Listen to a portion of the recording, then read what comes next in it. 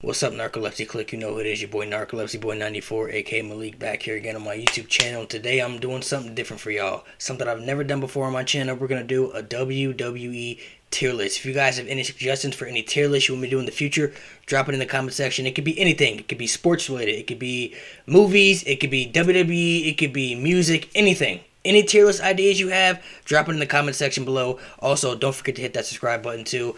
So let's not waste any more time. We're going to do a WWE tier list. We're going to rank superstars from best to worst, in my opinion. We're going to agree to disagree on some. But hey, that's the nature of it, right? So let's get into it.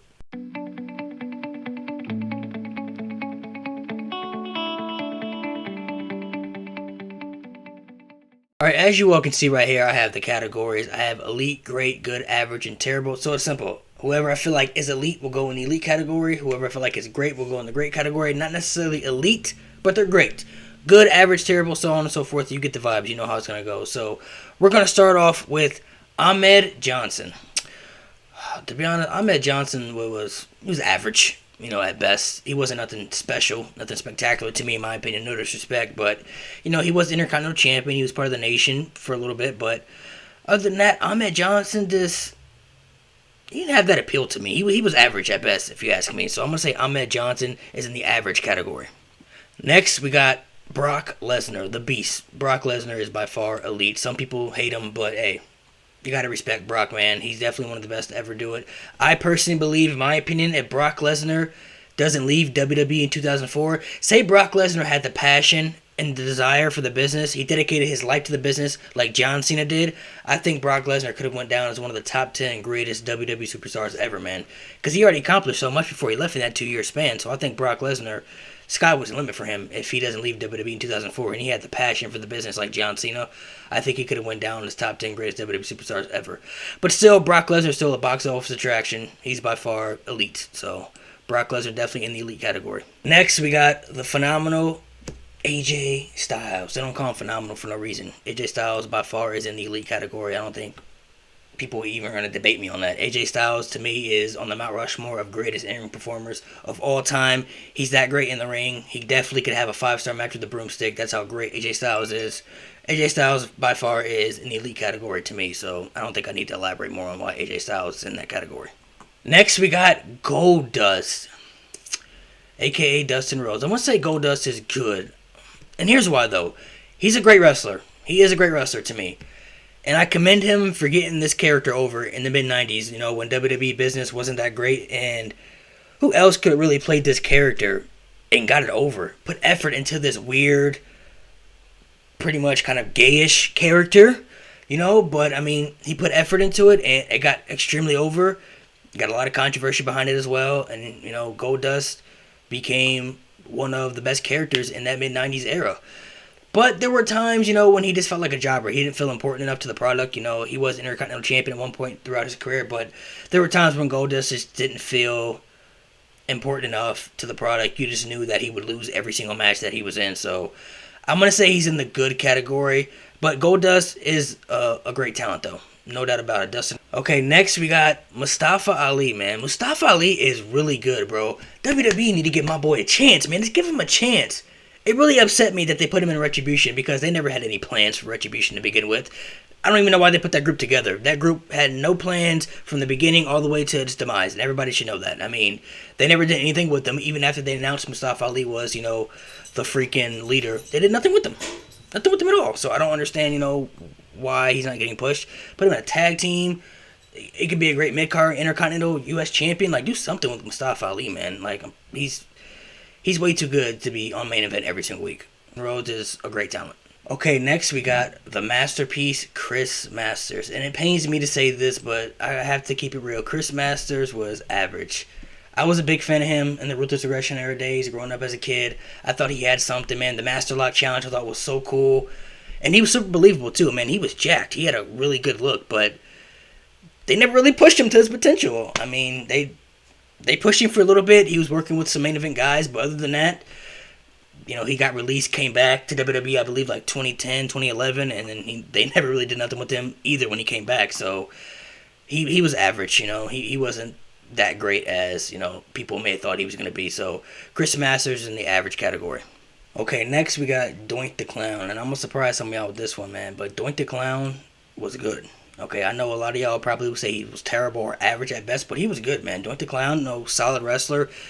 Clown character was not terrible by any means, but I truly believe if they would have pushed Doink the Clown to be a true dominant main event heel, because a lot of people are afraid of clowns, and they did push him as a heel for a little bit here and there, but a lot of people are scared of clowns. Say they pushed him to be like the Pennywise of WWE, right? We've all seen the movie It, you know? If they pushed him to be like the Pennywise clown of WWE, bro, he could have been one of the most terrifying, scary characters, I think, from the 90s in that era. So, I think Doink the Clown was good, man. Some of y'all gonna be say I'm tripping for that one, but hey, leave it in the comment section. Let me know. Debate me on it. Okay, next up, we got Chavo Guerrero. Chavo Guerrero was also good, man. Definitely was overshadowed a little bit because he was Eddie Guerrero's nephew, and, you know, Eddie Guerrero was the better performer than he was. But Chavo Guerrero was always solid. He was always good, if you ask me. A really good wrestler. I truly believe, you know, a lot of people will say it was Rey Mysterio. He was the best cruiserweight at that time that SmackDown had, but I thought Chavo Guerrero was the best cruiserweight they had throughout the entire cruiserweight division on SmackDown. Rey Mysterio was obviously more popular. He was a high flyer and everything, but I thought Chavo Guerrero was the best cruiserweight, you know, when SmackDown had their cruiserweight division back, you know, the early 2000s. So Chavo Guerrero is definitely good. He's definitely good. I don't see how people can say otherwise. Next, we got Finn Balor, man. You know what? Finn Balor, I'm going to say he's in the great category. Some people, I can understand if they want to put him in the elite category, but I can't put him in the elite category yet, man. You know, I think he's still got some stuff to prove throughout his career in the WWE. First ever Universal Champion, even though he only had it for a day because he had to relinquish it due to injury. His last NXT Championship run was absolutely amazing, and that's the main reason I think I'm putting him in that great category, because he made the NXT Championship, you know, relevant to the NXT product. He helped NXT a lot, you know, coming back down to the NXT roster. I think Finn Balor's in the great category. He's close, though, to being in the elite category, if you ask me. Because you got to think, the elite category, you have AJ Styles, Brock Lesnar, you know, guys like that. I don't know if Finn Balor is up there with those guys. I can't put him in the same category with those guys yet. But he could get there. Okay, next we got The Godfather. The Godfather was good. His character was super over throughout the Attitude Era. I mean, come on. Who didn't love The Godfather's character? Especially him coming out, you know, with the girls and everything. You know, with the girl train. I know it's not called the girl train, but I'm going to call it the girl train. Godfather was just dope, man. He was just cool. A lot of people really liked him. They were digging him. Super over. Working wise, you know, he wasn't bad. Working wise, you know, promo skills were pretty good too. But his character work, like I said, was tremendous. That's the main thing that got him over, was his character. So Godfather was good. I'll say he was good. Okay, next we got the Macho Man Randy Savage. Macho Man Randy Savage is elite. I don't think anybody is going to debate me on that. Macho Man Randy Savage, not only one of the best wrestlers from the 80s, but everything about Macho Man's character was amazing. Microphone skills were incredible. In-ring skills were also incredible. The Macho Man, without a doubt, is in the elite category. One of the greatest of all time. I don't think I need to elaborate more. Macho Man is in the elite category. Okay, next we got the Great Khali. Look, the Great Khali, I'm sorry, but he's just, yeah. He's in the terrible category, man. A big guy who was limited. Couldn't really do much. I mean, you know, he couldn't speak English, obviously, so he didn't cut promos much. Somebody else cut promos for him. And then when they had him turn into the Punjabi Playboy and he was doing the kiss cam on SmackDown and everything, like, I just wasn't feeling Great Khali throughout his career, man. He was just... Great Khali wasn't it for me. I don't know how y'all feel about Great Khali. I mean, he's in the Hall of Fame, so maybe he did something right, but otherwise, Great Khali was just... He was just terrible to me. Sorry. Okay, next we got the world's strongest man, Mark Henry. Mark Henry is in the great category. I loved his Hall of Pain run in 2011, man. He felt like a true dominant force to be reckoned with when he was doing the Hall of Pain stuff. Obviously, you know, he did sexual chocolate and everything. He was part of the Nation, you know, so he did good stuff back in those days too. But that Hall of Pain run, man, solidified him as a true force and one of the most dominant characters at that time, man. Mark Henry is in the great category, if you ask me, man. He's in the Hall of Fame. And he's never been, you know, bad to me. So I think Mark Henry is in the great category. All right, next we got Raza Ramon. I'm going to say Raza Ramon is also in the great category, man. Raza Ramon, a.k.a. Scott Hall. His character was super over throughout the 90s too, man. He was the bad guy. He was cool, man. One of the best Intercontinental Champions of all time, especially for his time. So Razor definitely was solid for me, man. He was solid. Love Razor Ramon's character. I definitely would say he's in the great category. The elite category, though, Can't put him in the elite category. It's unfortunate that he wasn't world champion because he definitely was world championship material, if you ask me. I definitely think he could have been a world champion back in those days, but he never got the world title strap on him. But I'm going to say he's in the great category. I can't put him in the elite category because I don't think he's on the same level as the three guys that I have in the elite category. So I'm going to say Raza Ramon is in the great category, which is not bad. Okay, next up we got Shelton Benjamin, man. Pains me to say this too. Some of y'all may disagree with this one, but I'm going to say Shelton Benjamin's in the good category. Some of y'all may have him higher. Look, Shelton Benjamin is one of the most athletic wrestlers I've seen for my time, but, man, Shelton Benjamin just... Another guy who could have been the world champion, especially in the Ruthless Aggression era days. He was a really good Intercontinental champion in that time frame. Also was a good United States champion when he was the gold standard character. But Shelton just kind of always felt like in the middle, though. He kind of always just felt like he was in the middle. Him being in the Hurt Business, that was reviving him a lot, but they broke up the Hurt Business for absolutely no reason. So now he's back to doing nothing again on Monday Night Raw. He just kind of always felt like in the middle. He was kind of just always like, he was just there, you know what I mean? So I'm going to say Shelton was in the good category. Okay, next we got Simon Dean. Simon Dean is terrible. I hated his character so much, bro. I hated the Simon system. I hated, the gym fitness stuff, bro. I couldn't stand Simon Dean. He was just... he was not it for me. I'm not even going to elaborate more. Simon Dean was not good to me. Next up, we got Ted DiBiase Jr. He was average. And this is another one that upset me too because I felt like Ted DiBiase was going to be the breakout star in Legacy. I thought he was going to have a better career than Cody Rhodes did.